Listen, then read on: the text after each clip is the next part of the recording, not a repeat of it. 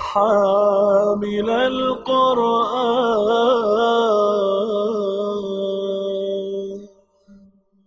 اعوذ باللہ من الشیطان الرجیم. بسم اللہ الرحمن الرحیم. یا ایہا الذین آمنوا لا تقربوا الصلاة وانتم سکارى حتى تعلموا ما تقولون ولا جنبا الا عابري سبيل حتى تغتسلوا وإن كنتم مرضى أو على سفر أو جاء أحد منكم من الغائط أو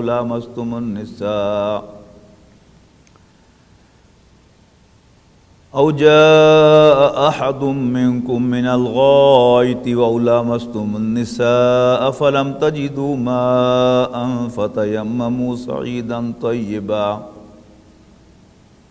فامسحوا بوجوهكم وأيديكم ان اللہ کان عفوا غفورا.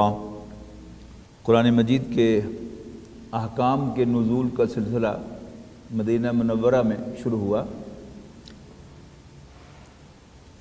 پورے مکی قرآن میں آپ کو شاذ ہی کوئی حکم ملے گا جسے صحیح معنوں میں کوئی شرعی حکم کہتے ہیں.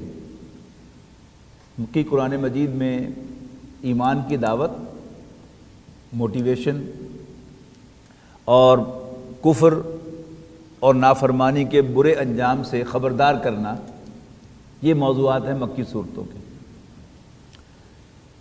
غزوہ بدر سے پہلے نازل ہونے والی سورت بقرہ ہے، اور اس میں دینی احکام کا بلو پرنٹ آیا ہے، ابتدائی احکام.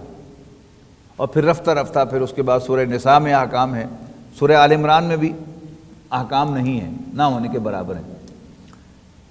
اس کے بعد پھر سورہ نساء میں بھرپور احکام ہے، پھر سورہ مائدہ میں بھرپور احکام ہے. سورہ بقرہ کے اندر ایک سلسلہ ہے جس میں رسول اللہ صلی اللہ علیہ وسلم سے پوچھے جانے والے کچھ سوالوں کا تذکرہ ہے. یسألونک. یہ کیا ہے؟ اب احکام کی ابتدا ہو رہی ہے اور تمہید باندھی جا رہی ہے کہ ایک مسلم کمیونٹی وجود میں آ گئی ہے، اور جہاں کمیونٹی ہوتی ہے کمیونٹی کے مسائل بھی ہوتے ہیں. مثلا جہاں کمیونٹی ہوگی وہاں گھر آباد ہوں گے، شادیاں ہوں گی تو طلاقیں بھی ہوں گی. تو پھر طلاق کا مسئلہ جو ہے وہ تفصیل کے ساتھ سورہ بقرہ میں زیر بحث آیا. اچھا، اب احکام میں حج، روزہ یعنی نماز اور زکوٰۃ، یہ دونوں جو ہیں ان کا ذکر جو ہے وہ چلا آ رہا ہے مکی صورتوں سے. اگرچہ وہ جو باقاعدہ شیپ ہے وہ گریجولی بنی ہے، لیکن بہرحال مکی صورتوں میں نماز اور زکوٰۃ کا کثرت کے ساتھ ذکر ہے. لیکن روزے کا ذکر جو ہے وہ آپ کو سورہ بقرہ میں ملے گا، اس لیے کہ یہ باقاعدہ شریعت کا ایک حکم ہے جو ایک خاص وقت میں، ایک خاص زمانے میں، ایک خاص مہینے میں روزہ رکھنا جو ہے وہ فرض ہے. اسی طرح حج، یعنی سورہ حج میں اصولی ذکر ہے حج کے احکام کا. اور سورہ حج کے بارے میں یہ اختلاف بھی ہے، وہ مدنی صورت ہے یا مکی صورت ہے. بعض لوگ تو اس کو مدنی صورت مانتے ہیں انہی احکام کی وجہ سے، لیکن بعض اسے برزخی صورت مانتے ہیں کہ اس کی اکثر آیات مکی ہیں اور اس کی کچھ آیات دوران سفر ہجرت نازل ہوئی ہیں. وہاں آپ کو حج کے احکام ملتے ہیں اصولی طور پر. لیکن اب سورہ بقرہ میں جو اس کا تذکرہ ہوا ہے وہ کیا ہوا ہے؟ حج کے احکام کا یعنی ایک دوبارہ اعادہ کیا، اور اس میں بھی اصولی چیزیں بیان کی، اور اس کو تمہید بنایا اللہ کے راستے میں جنگ کرنے کے لیے. اس لیے کہ حج وہ عبادت ہے کہ جو صرف مکہ مکرمہ میں ہو سکتی ہے، نہ فیصل آباد میں ہو سکتی ہے، یہاں تک کہ مدینہ منورہ میں بھی نہیں ہو سکتی. رسول اللہ صلی اللہ علیہ وسلم اور صحابہ مدینہ منورہ میں قیام پذیر ہیں، لیکن حج ان پر فرض ہو گیا. سورہ آل عمران میں وہ آیت جو ہے وہ انشاءاللہ بلکہ ہم پڑھ آئے ہیں کہ جس کے اندر بھی استطاعت ہے اس کے اوپر حج فرض ہے. اچھا، اب حج مکہ مکرمہ میں ہو سکتا ہے، اور مکہ مکرمہ پر غاصبانہ قبضہ ہے قریش کا، مشرکین کا، لہذا حج کے مسائل کے ساتھ ہی ذکر ہے قتال کا، بلکہ حج کے مسائل سے پہلے. ترتیب کیا ہے؟ 23ویں رکوع میں روزے کے احکام ہیں، روزے کے احکام کے فوراً بعد قتال کا تذکرہ ہے کہ اللہ کے راستے میں جنگ کرو. وہ لوگ جو تمہیں تنگ کرتے ہیں تم بھی ان کے ساتھ لڑو جو تم سے لڑتے ہیں. اور یہ جنگ جاری رہنی چاہیے، حتیٰ لا تکون فتنۃ، یہاں تک کہ فتنہ فرو ہو جائے، ویکون الدین للہ، اور دین سارا کا سارا اللہ کا ہو جائے۔ اور پھر اب اس کے لیے کیا ضرورت ہے؟ اس کے بعد پھر حج کے احکام بیان فرمائے۔ اچھا، انہی میں پھر یہ جو سلسلہ تھا پوچھنے کا، آپ سے پوچھتے ہیں مثلا یسألونک عن المحیض، اب مسلمان خواتین ہیں، ان پر نماز فرض ہوئی ہے لیکن ان کو ایام آتے ہیں، تو اب ان کے لیے کیا حکم ہے؟ تو سوال کوٹ کیا گیا کہ آپ سے پوچھتے ہیں ایام کے بارے میں، حیض کے بارے میں، اور اصولی بات بیان فرما دی کہ یہ ایک ناپاکی ہے، اور ان ایام کے اندر تم عورتوں کے ساتھ ہم بستری کرنے سے گریز کرو، لیکن باقی ان کے ساتھ سارا کا سارا معاملہ ان کا پکایا ہوا بھی حلال ہے، پاک ہے، اور وہ اگر تمہیں کچھ پیش کرتی ہیں تو وہ بھی اپنے ہاتھوں کے ساتھ، تو وہ بھی تمہارے لیے کھانا جائز ہے۔ یہ اصولی باتیں جو ہے وہ وہاں پر بیان فرما دی گئیں۔ پھر ایک سوال کیا گیا کہ آپ سے پوچھتے ہیں کہ کیا خرچ کریں اللہ کے راستے میں؟ اب ظاہر ہے جنگوں کا سلسلہ شروع ہو رہا ہے اور فنڈز کی ضرورت ہے، تو اللہ کے راستے میں کیا خرچ کریں؟ فرمایا قل العفو، ان سے کہہ دو کہ جو تمہاری ضرورت سے زائد ہے وہ خرچ کر دو۔ یہ کیا ہے؟ یہ اصولی تعلیم ہے، یہ فقہی حکم نہیں ہے۔ فقہی حکم کیا ہے؟ عام حالات میں اپنے مال میں سے تم صرف 2.5%، 40واں حصہ جو ہے وہ زکوٰۃ کے طور پر دو، لیکن ایمرجنسی ہو پھر اللہ کے رسول جو تمہیں حکم دے وہ دے دے، یا مسلمانوں کا جو بھی امیر ہو، خلیفہ ہو، وہ جو بھی حکم دے وہ تم پر ضروری ہوگا۔ لیکن اصولی بات کیا ہے کہ اللہ نے تمہاری ضرورت کا تمہارے مال میں رکھا ہے، اور جو تمہاری ضرورت سے زائد ہے یہ بائی چانس تمہیں نہیں ملا، اس لیے کہ بندہ مومن کا ایمان یہ ہے کہ اس کی دکان میں کوئی گاہک اللہ تعالیٰ کی اجازت کے بغیر نہیں آتا، اور کوئی خریدار اللہ تعالیٰ کی اجازت کے بغیر اس سے مال نہیں خریدتا، ٹھیک ہے نا؟ تو یہ سب کچھ کیا ہے؟ یہ اللہ تعالیٰ کا دیا ہوا ہے۔ تو اللہ تعالیٰ نے امتحان کی غرض سے میرے مال میں کچھ زائد رکھا ہے ان لوگوں کے لیے کہ جو محروم ہیں، ہیو ناٹس ہیں، کہ میں ان کو پہنچا دوں۔ یہ تو ہے اصولی بات وہ کر دی گئی، یا اللہ کے دین کے راستے میں اس کو صرف کر دیں۔ اسی طرح پھر ایک سوال تھا وہاں پر کہ یسألونک عن الخمر والمیسر، یہ آپ سے پوچھتے ہیں شراب اور جوئے کے بارے میں۔ اچھا، یہ سوال کرنے والے جو تھے وہ ہماری امت میں فقہا کہلاتے ہیں، صحابہ کرام میں سے، یعنی صحابہ کرام کی ایک درجہ بندی ہے۔ جیسے چاروں خلفاء کے بارے میں رسول اللہ صلی اللہ علیہ وسلم نے ان کی ایک ایکسٹرا کوالیفیکیشن بیان کی ہے۔ حضرت ابوبکر، اور اکثر ہم خطبے جمعے کے خطبے میں سنتے ہیں کہ ارحم امتی بامتی ابو بکر، میری امت میں امت پر سب سے زیادہ رحم کرنے والا ابو بکر ہے۔ واشدہم فی امر اللہ عمر، اور اللہ تعالیٰ کے احکام پر سختی سے عمل کرنے والا عمر ہے۔ اکثرہم حیاء عثمان، میری امت کا سب سے زیادہ حیادار شخص عثمان ہے۔ واقضاہم علی، اور میری امت کا سب سے زیادہ معاملہ فہم علی ہے رضی اللہ تعالیٰ عنہ اجمعین۔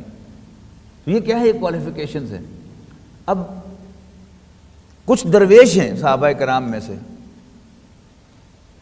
جن کو درویشی پسند تھی، آ کے رسول اللہ صلی اللہ علیہ وسلم کے دروازے پر بیٹھ گئے مسجد نبوی کے اندر کہ بس جی ہم تو آپ کے ساتھ وقت گزارنا چاہتے ہیں اور آپ سے دین سیکھنا چاہتے ہیں۔ انہوں نے کوئی کاروبار نہیں کیا، جو آ گیا ہدیہ باہر سے تو کھا لیا، نہیں تو پیٹ پر پتھر باندھ کے گزارا کر لیا۔ یہ بھی ایک کلاس ہے۔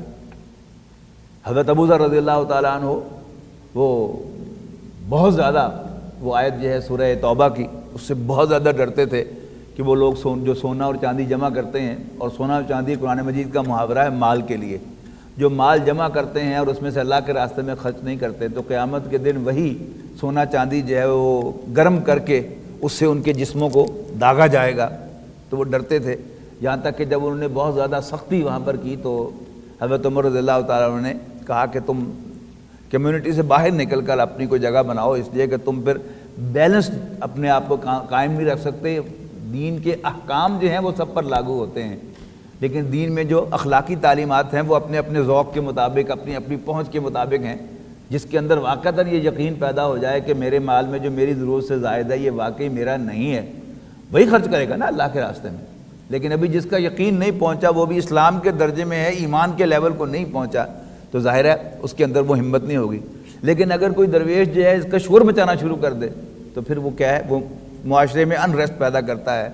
تو باہر انہوں نے مدینہ منورہ سے ایک کٹیا جو ہے بنائی اور اس میں رہنے لگے، اور ایک مرتبہ ایک خاص کیفیت میں بڑے پریشان ہو کر کہنے لگے اپنی بیوی سے، یہ کیا تم نے سانپ اور بچھو اپنے گرد جمع کر رکھے ہیں؟ تو بیوی نے عرض کی کہ حضور میں کون سا سانپ اور جو بچھو جمع کیے ہیں؟ کہ یہ چمٹا، یہ توا، یہ فلاں فلاں چیزیں جو ہیں گھر کے عام استعمال کی۔ تم نے پڑھی نہیں وہ آیت جس میں اللہ تعالیٰ نے فرمایا ہے کہ جو لوگ مال جمع کرتے ہیں اور اللہ کے راستے میں خرچ نہیں کرتے، تو یہ کیا ہے؟ یہ شدت احساس ہے۔ تو وہ بھی ہیں صحابہ کرام میں۔ اسی طرح فقہائے صحابہ ہیں، اور ان فقہائے صحابہ میں بہت بڑا نام جو ہے وہ حضرت عمر رضی اللہ تعالیٰ عنہ کا ہے، حضرت معاذ بن جبل رضی اللہ تعالیٰ عنہ کا ہے، کہ جنہوں نے رسول اللہ صلی اللہ علیہ وسلم سے فقہی سوالات کیے ہیں کہ اچھا یہ کیا ہے، یہ کیا ہے، یہ کیا ہے۔ اب دیکھیے بڑی عجیب بات ہے، بلکہ عجیب نہیں کہنا چاہیے، بڑی دلچسپ بات ہے کہ آج میں 2 گھنٹے خطاب کر سکتا ہوں شراب اور جوئے کے برے ہونے پر، اس لیے کہ وہ جیسے ہوتا نا اسکول کے زمانے میں حساب کے سوال کا اگر جواب پتہ چل جائے تو پھر انسان ادھر ادھر سے حل کر ہی لیتا تھا اس کو۔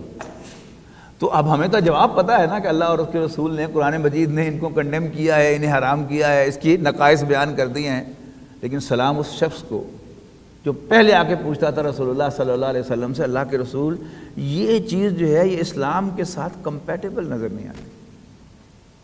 یہ ہے نا وہ سینس جو اللہ کے رسول صلی اللہ علیہ وسلم نے اپنے بعض صحابہ کے اندر پیدا کی، کہ ان کا ذوق تھا، لہذا انہوں نے اپنے ذوق کے مطابق جو ہے 17 یا 18 مقامات گنے ہیں۔ مولانا شبلی رحمۃ اللہ علیہ نے اپنی سیرت کی کتاب میں فاروق الفاروق کے نام سے جو ان کی کتاب ہے حضرت عمر فاروق رضی اللہ تعالیٰ عنہ پر، کہ 17 مرتبہ ایسا ہوا کہ حضرت عمر رضی اللہ تعالیٰ عنہ کی رائے پہلے سامنے آئی اور اللہ تعالیٰ کی آیات بعد میں نازل ہوئی۔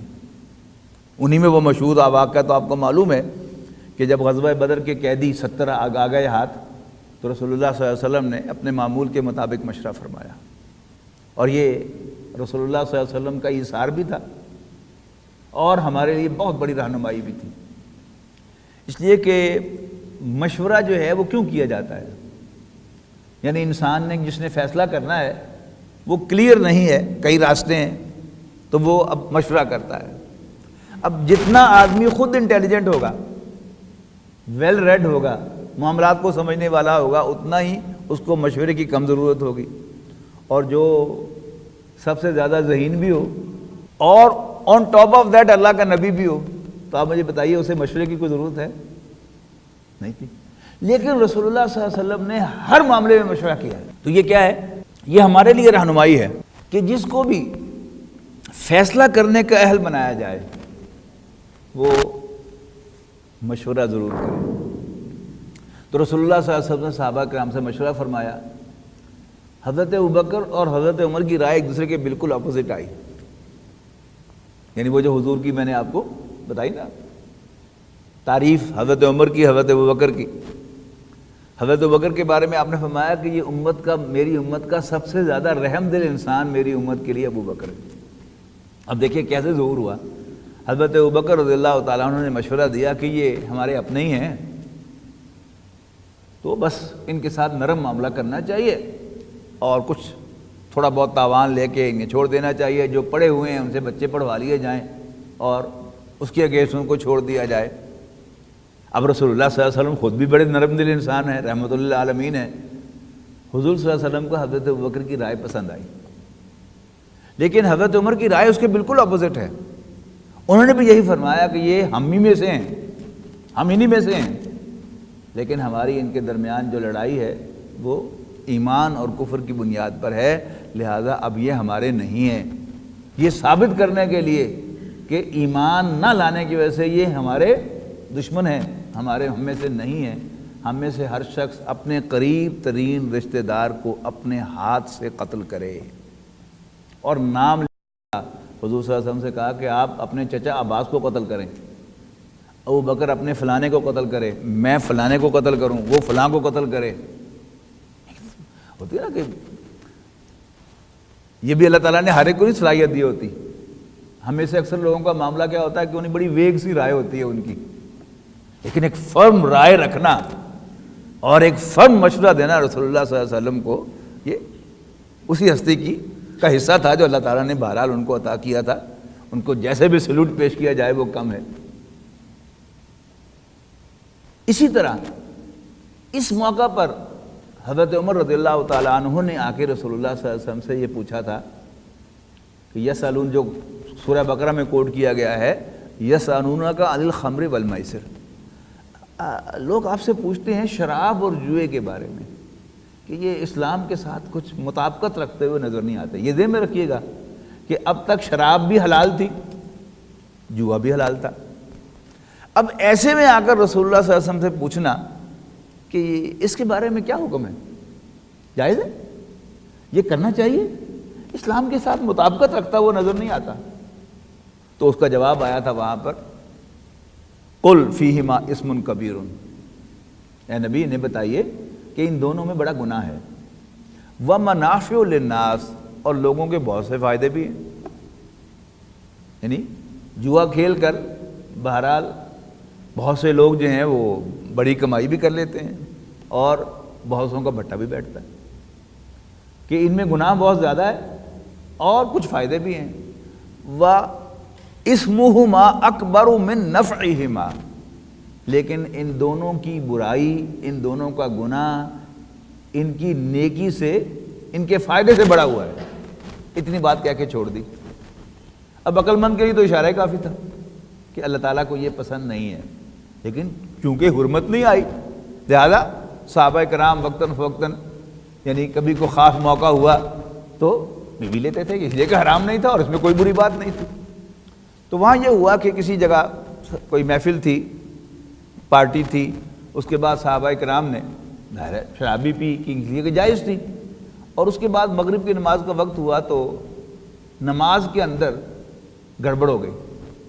یعنی آپ پڑھیں نا قل یا ایھا الکافرون کو، تو اس میں بار بار ایک بات جو ہے وہ تھوڑے تھوڑے فرق سے دہرائی جاتی ہے. قل یا ایھا الکافرون لا اعبد ما تعبدون ولا انتم عابدون ما اعبد ولا انا عابد ما عبدتم ولا انتم عابدون ما اعبد لکم دینکم ولی دین.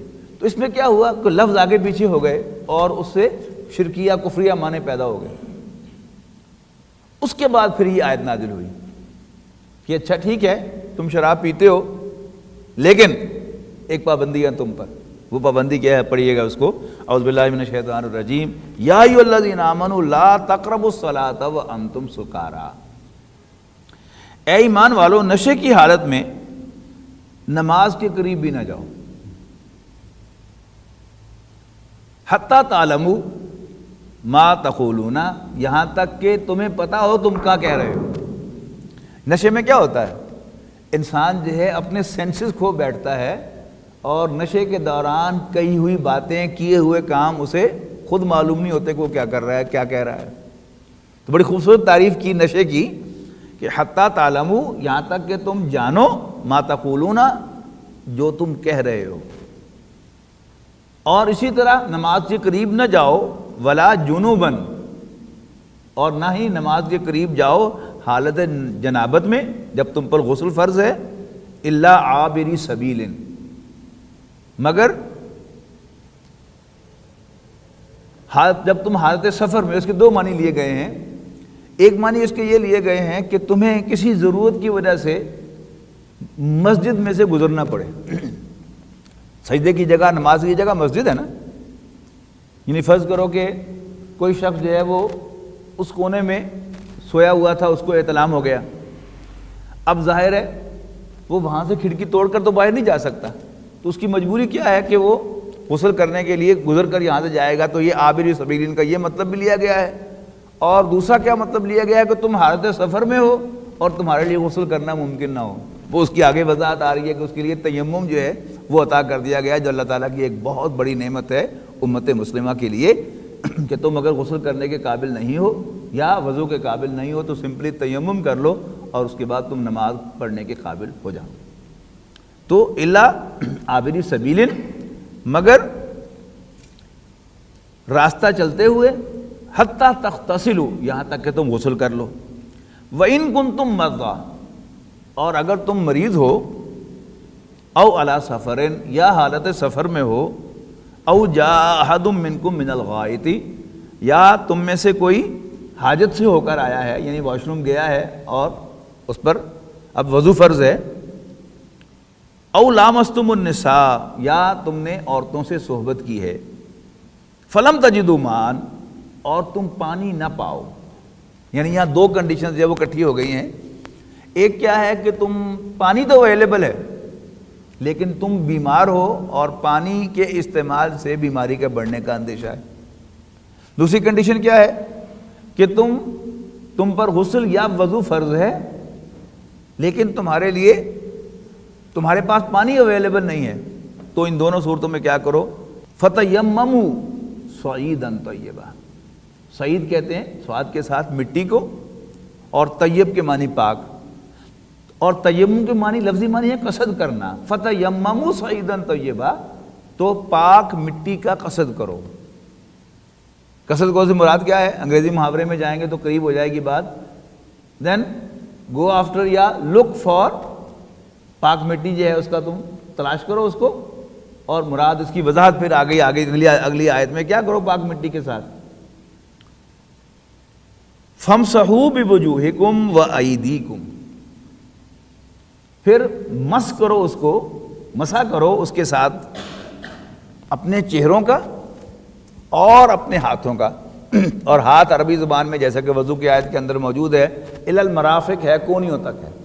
تو تیمم کیا ہے، یعنی مٹی ملنا مقصود نہیں ہے، یعنی جو مٹی ہے اس پر ہاتھ پھیرو، اور اگر گرد ہے تو چونکہ گرد ملنا مقصود نہیں ہے تو اگر تو خشک مٹی ہے تو اس کو ٹچ کرو اور پھر جو ہے اس کو چہرے کے اوپر پھیر لو، اور پھر دوبارہ ٹچ کرو، اور پھر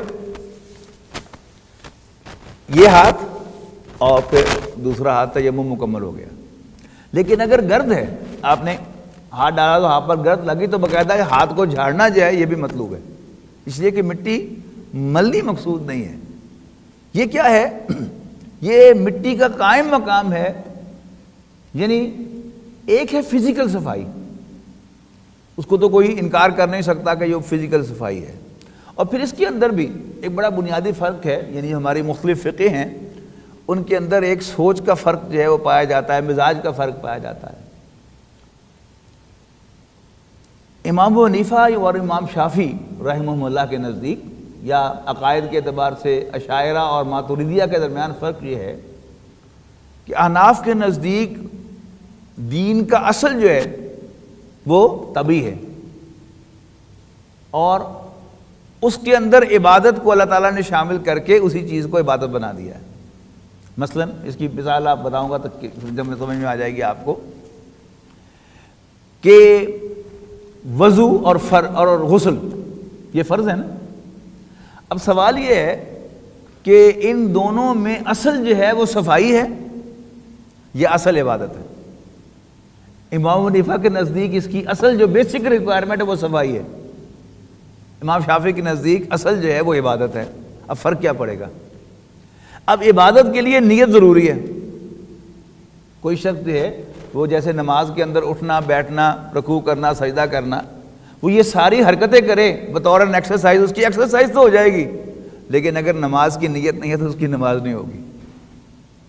سمجھے نا، ہے نا، یہ بات آپ سمجھتے ہیں؟ اسی کو آپ ادھر لے کے آئیں کہ وضو اور غسل کی اصل صفائی ہے یا عبادت ہے۔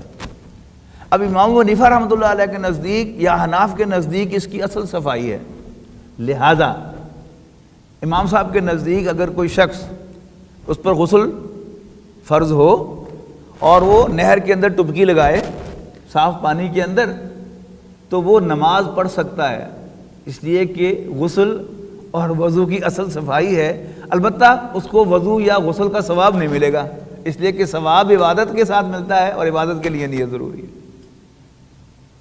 جبکہ امام شافعی کے نزدیک جب تک آپ کی نیت غسل یا وضو کی نہیں ہے، آپ جتنے مرضی پانی بہاتے پھریں لیکن نہ آپ کا وضو ہوگا نہ آپ کا غسل ہوگا۔ اور اسی طرح سارے کے سارے اختلافات ہیں، آپ اندر جا کے دیکھیں گے تو آپ کو بڑا مزہ آئے گا کہ ہاں اس بات میں بھی وزن ہے، اس بات میں بھی وزن ہے، اس کی اپنی ایک رائے ہے، اس کی اپنی ایک رائے ہے، اس کے بعد اگلا مرحلہ ہوگا کہ آپ مزاجن جو ہیں وہ کیا ہیں، اور یہ اللہ تعالیٰ نے مزاج بنائے ہیں، ہم سب کا ہی مزاج ہیں، ہم میں سے کوئی جو ہے وہ حنفی مزاج ہے، اس کو ساری وہ باتیں اچھی لگیں گی کہ جو احناف نے کنکلوڈ کی ہیں احکام کے اندر، اور جو شافعی مزاج ہے اس کو وہ ساری باتیں اچھی لگیں جو امام شافعی نے یا اہل حدیث حضرات نے اڈاپٹ کی ہیں۔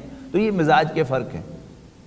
جیسا کہ ابھی پچھلی نشست میں شاید وہ ذکر آیا تھا کہ نبی اکرم صلی اللہ علیہ وسلم نے جب روانہ کیا صحابہ کرام کو بنو قریظہ کی بستی کی طرف، تو حکم دیا کہ نماز عصر کی وہاں جا کے پڑھنا۔ ٹائم راستے میں ہو گیا، قضا ہو رہی تھی نماز، آدھے صحابہ نے پڑھی آدھے نے نہیں پڑھی، رسول اللہ صلی اللہ علیہ وسلم نے دونوں کو اپروو کر دیا۔ تو اس کا مطلب کیا ہوا کہ انسان کسی بھی چیز پر عمل کرے، اس کی نیت جو ہے وہ اللہ اور اس کے رسول کی اطاعت ہو، تو ڈزنٹ میک اینی ڈفرینس، آپ یہ عمل کر لیں یا وہ عمل کر لیں۔ اب جس کے لیے میں نے ساری بات آپ کو بتائی ہے وہ کیا ہے کہ امام ابو حنیفہ کے نزدیک بھی غسل اور وضو کے لیے نیت شرط نہیں ہے۔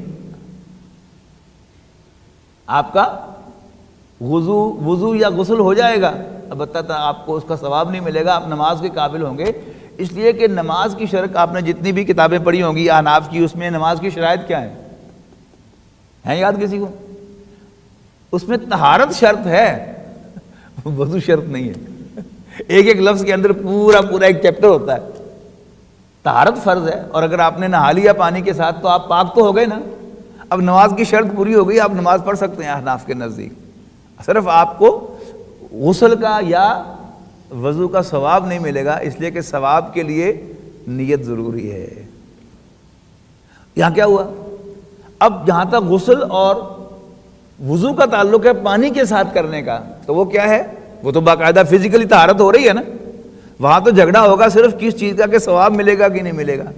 لیکن تیمم چونکہ قائم مقام ہے، اس سے صفائی تو ہوتی نہیں نا، یعنی آپ کی گندگی تو لگی تھی کسی اور جسم کے حصے پر، لیکن تیمم میں آپ نے کیا کیا؟ آپ نے صرف ہاتھوں اور چہرے کا تیمم کیا، اللہ اور اس کے رسول کے حکم کے مطابق پاکی آ گئی، لیکن حقیقت میں تو صفائی نہیں ہوئی۔ تو یہ کیا ہے؟ اس کے لیے نیت ضروری ہے۔ احناف کے نزدیک بھی تیمم کے لیے نیت ضروری ہے، اس لیے کہ یہ طہارت کا قائم مقام ہے، یہ اصل طہارت نہیں ہے۔ تو یہ دین کے بڑے خوبصورت احکام ہیں، یعنی یہ بھی ایک پورا آسپیکٹ ہے، یعنی اگرچہ ہماری ان محفلوں کے اندر ہم فقہی مسائل نارملی ڈسکس نہیں کرتے، لیکن میں نے خاص طور پر اس کو ڈسکس کیا ہے آپ کے اندر وہ ذوق پیدا کرنے کے لیے کہ آپ کو ایک تو یہ اندازہ ہو کہ احکام کیسے اخذ کیے جاتے ہیں، اور کیا محنتیں ہیں ہمارے بزرگوں کی، انہوں نے ایک ایک چیز پر یعنی گھنٹوں لگائے ہوئے ہیں، دن لگائے ہوئے ہیں کہ وہ بحث کرتے تھے، اس چیز پر غور و فکر کرتے تھے، ادھر کی آیت، ادھر کی پہلے آیتیں اکٹھی کی، پھر احادیث اکٹھی کی، پھر غور و فکر کیا، پھر پاسبلٹیز سوچی۔ یہ سب کیا ہے؟ یہ ہم پر ان بزرگوں کے وہ احسانات ہیں جن کا ہم بدلہ کبھی نہیں چکا سکتے۔ اور ہم میں سے بعض لوگ جو ہیں وہ یعنی چار لفظ ان کو عربی کے آ جائیں اور تھوڑا سا انہیں تقریر کرنی آ جائے، اور وہ زبان دراز کرتے ہیں اپنے ان بزرگوں پر کہ ایز اف امام شافعی رحمۃ اللہ علیہ کو کچھ پتہ نہیں تھا یا امام ابو حنیفہ کو کچھ پتہ نہیں تھا۔ ہو ایم آئی؟ مجھے اپنی اوقات میں رہنا چاہیے۔ یہ سارے ہمارے جو بزرگ ہیں، یہ انہوں نے ان کے ہم پر بڑے احسانات ہیں، انہوں نے ایک ایک چیز پر محنت کی ہے، اور اللہ تعالیٰ جو ہے وہ بڑا خوبصورت ایک قول ہے مولانا انور شاہ کاشمیری رحمۃ اللہ علیہ کا کہ بڑھاپے میں ایک مرتبہ وہ سحری کے وقت مفتی شفیع صاحب رحمۃ اللہ علیہ، مفتی تقی عثمانی کے والد گرامی، وہ ان کے پاس حاضر ہوئے تو بڑے پریشان بیٹھے ہوئے تھے۔ تو انہیں پوچھا کہ جی حضرت آپ پریشان کیوں، خیریت تو ہے؟ کہتے ہیں میں سوچ رہا ہوں کہ ہم نے عمر ضائع کر دی۔ میں نے کہا آپ نے ضائع کر دی؟ آپ کا تو سارا زندگی جو ہے وہ دین کی خدمت میں گزری ہے، قرآن مجید اور فقہ اور حدیث کے پڑھنے پڑھانے میں گزری ہے، آپ نے کون سا وقت ضائع کیا؟ انہوں نے کہا یہ وقت میں یہ سوچتا ہوں کہ یہ ضائع کیا ہے کہ ہم یعنی حنفی مسلک کو ثابت کرنے میں ہم نے بہت زور لگایا جس کی ضرورت نہیں تھی، اور فرمایا بڑی عجیب بات فرمائی کہ مجھے یقین ہے کہ یہ سب کے سب جو تھے وہ دین کے خادم تھے، اور اللہ تعالیٰ جہاں قیامت کے دن قرآن مجید میں لکھا ہوا ہے کہ تمام امور کے فیصلے ہوں گے، ان امور کے فیصلے نہیں ہوں گے کہ ان میں سے حق کون تھا، اس لیے کہ اللہ تعالیٰ نہ اپنے بندے امام شافعی رحمۃ اللہ علیہ کو تذلیل کرنا چاہے گا، نہ اپنے بندے ابو حنیفہ کی تذلیل کرنا چاہے گا۔ یہ سب اللہ تعالیٰ کے دین کے خادم تھے اور اللہ تعالیٰ ان سے راضی ہے، لہٰذا اللہ تعالیٰ ہرگز یہ پسند نہیں کرے گا کہ وہ ان کے درمیان فیصلہ کر کے وہ بتائے کہ تمہاری رائے غلط تھی اور تمہاری رائے صحیح تھی۔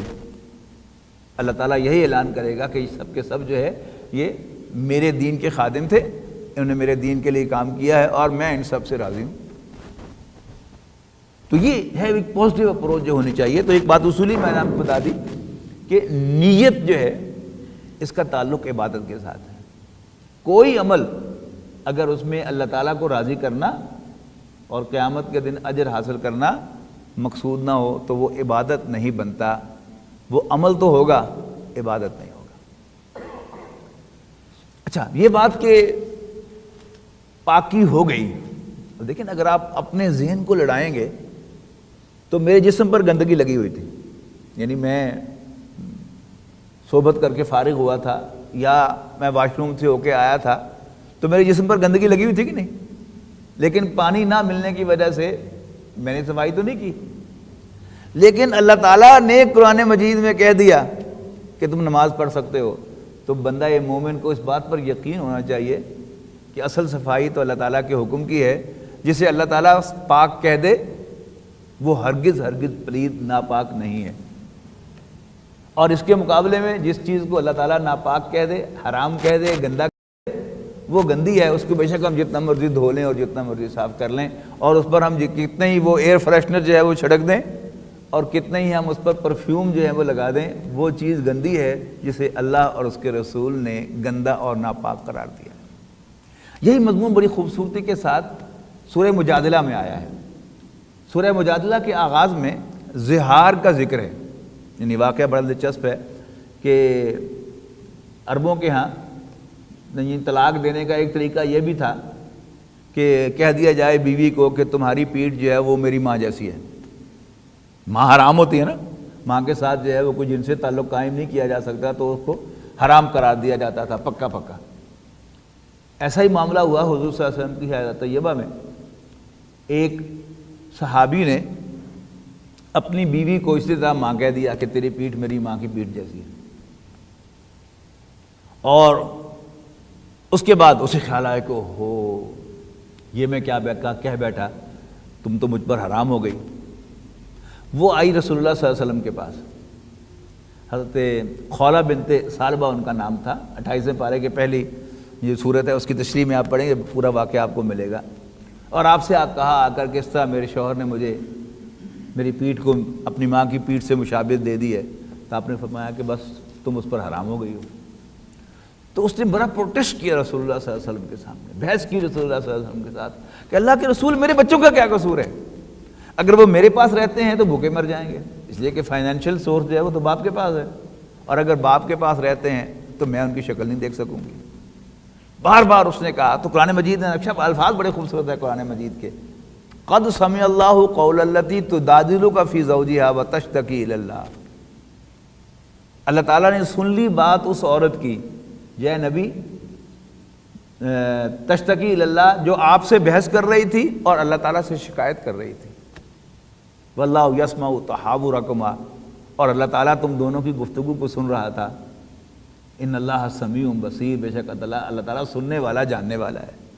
اب کیا کیا قرآن مجید نے اس مقام پر کہہ دیا کہ وہ لوگ جو اپنی بیویوں کو ماں کہہ دیتے ہیں وہ ان کی مائیں نہیں ہیں، ان کی مائیں تو وہی ہیں جنہوں نے ان کو جنا ہے۔ یہ جھوٹ بول رہے ہیں اور انتہائی بری بات اپنی زبان سے نکال رہے ہیں۔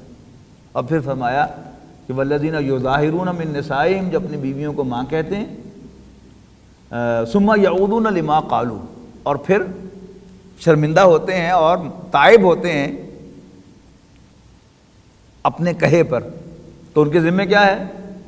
2 مہینوں کے ان کے ذمے ایک غلام کو آزاد کرنا ہے اس سے پہلے کہ وہ اپنی بیوی کو ہاتھ لگائیں۔ اور اگر ایک غلام نہ ہو، کسی کے پاس غلام ہو ہی نہ، تو کیا کرے؟ تو 2 مہینوں کے مسلسل روزے رکھے اپنی بیوی کو ہاتھ لگانے سے پہلے۔ یعنی ایک دفعہ اگر ایسی ایکسرسائز ہو جائے گی تو پھر انشاءاللہ غصے میں بھی یہ الفاظ زبان پر نہیں آئیں گے، طبیعت صاف ہو جائے گی انسان کی۔ اور پھر فرمایا کہ فَإِن لَّمْ يَسْتَطِعْ، اور اگر اس کی بھی استطاعت نہیں رکھتا فَإِطْعَامُ 60 مِسْكِينًا تو پھر اس کے ذمہ 60 مسکینوں کو کھانا کھلانا ہوگا۔ اس کے بعد میں ذَلِكَ لِتُؤْمِنُوا بِاللَّهِ وَرَسُولِهِ، اس لیے کہ یہ اس لیے ہے کہ تم اللہ اور اس کے رسول پر ایمان رکھو۔ اب یہ اس بات کو نوٹ کیجئے، مطلب کیا ہے اللہ اور اس کے رسول پر ایمان رکھو؟ یعنی ماں کہا تھا تو اب ہے تو بہت بڑی بات کہ ماں اور بیوی کو ملا دینا۔ البتہ یہ ایک علیحدہ بات ہے کہ ہمارا جو معیار جو ہے وہ بہت گر گیا ہے، اخلاقی معیار۔ وہ بڑی پرانی بات ہے کہ ایک صاحب آئے میرے پاس تو اپنی بہن کو لے کر شروع میں انہوں نے تعارف کرایا کہ یہ میری بہن ہے تو اس کا یہ ڈینٹل پرابلم ہے۔ تو میں نے کیا تو آخر میں مجھے کہنے لگے کہ جی یہ میری بیوی کے نام کا بل بنا دیں۔ مجھے غصہ آ گیا، میں نے کہا اللہ کے بندو، کہ چند پیسوں کے لیے، تھوڑے سے پیسوں کے لیے تم اتنا گر رہے ہو کہ اپنی بیوی اور ماں کو ایک کر رہے ہو؟ سوچو تو صحیح، واٹ آر یو سیئنگ؟ تو اب یہ ہمارا اخلاقی معیار جو ہے وہ اتنا گر گیا ہے کہ اگر 2-4 ہزار روپے کا بل ہے تو وہ ہم کلیم کرنا چاہتے ہیں اپنے ادارے سے یا اپنے محکمے سے، اور اس کے لیے یعنی بیوی اور ماں کو ایک کر رہے ہیں۔ لیکن ایسا معلوم ہوتا ہے کہ جس کو ہم جاہلیت کا زمانہ کہتے ہیں وہ ہم سے اس اعتبار سے بہت بہتر تھا کہ کسی کی زبان سے بھی اگر نکل جائے تو پھر سمجھا جاتا کہ تھا کہ اب شی از نو مور مائی وائف۔ تو اس کے آخر میں کیا کہا؟ ذَلِكَ لِتُؤْمِنُوا بِاللَّهِ وَرَسُولِهِ، یعنی یہ سارا اس لیے ہے تاکہ تم اللہ اور اس کے رسول پر ایمان رکھو، تمہارے دل میں کوئی شبہ نہ رہے کہ چونکہ اللہ اور اس کے رسول نے اس کو حلال کر دیا ہے اب میرے لیے اس کفارے کے بعد، تب وہ 100% وداؤٹ اینی ڈاؤٹ میری بیوی ہے۔ اسی طرح یہاں دیکھیے کہ طہارت تو نہیں ہوئی، یعنی پیشاب بھی لگا تھا، پخانہ بھی لگا تھا، وہ تو صاف نہیں ہوئے، لیکن اللہ نے کہہ دیا کہ اب تم نماز پڑھنے کے قابل ہو، تو ون شوڈ بی کانفیڈنٹ کہ یس میں پاک ہوں، اس لیے کہ اللہ نے مجھے پاک قرار دیا ہے۔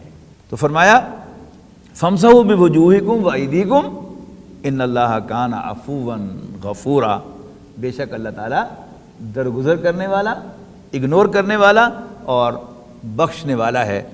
أَلَمْ تَرَ إِلَى الَّذِينَ أُوتُوا نَصِيبًا مِنَ الْكِتَابِ، اب یہ اگلا مضمون شروع ہو رہا ہے، آج اسی پر اکتفا کرتے ہیں، ورنہ پھر وہ دوسرا مضمون پھر نماز کے اندر رہ جائے گا درمیان میں۔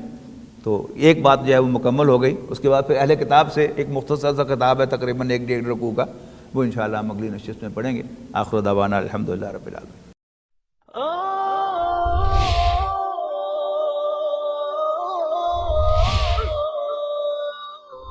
يا حامل القرآن